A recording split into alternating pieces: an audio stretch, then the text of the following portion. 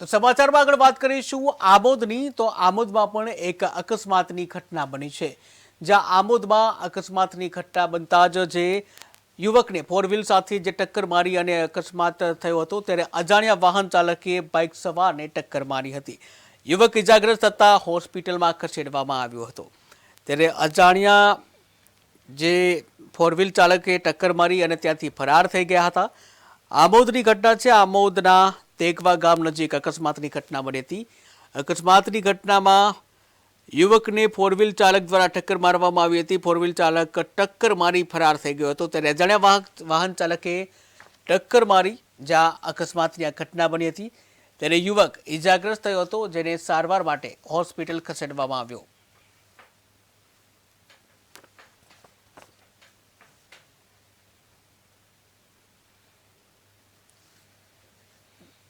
તો આમોદના તેગવા ગામ નજીક અકસ્માતની ઘટના બની, જ્યાં અકસ્માતની ઘટનામાં યુવાન ગંભીર રીતે ઘાયલ થયો હતો। ત્યારે દિવસે ને દિવસે અકસ્માતની ઘટનાઓમાં વધારો થઈ રહ્યો છે, ત્યારે વધુ એક અકસ્માત થયો છે આમોદના તેગવા ગામે, કે જ્યાં આમોદના તેગવા ગામ નજીક અકસ્માત થયો હતો। ત્યારે યુવકને ફોર વ્હીલ ચાલક ટક્કર મારી ફરાર થઈ ગયો છે।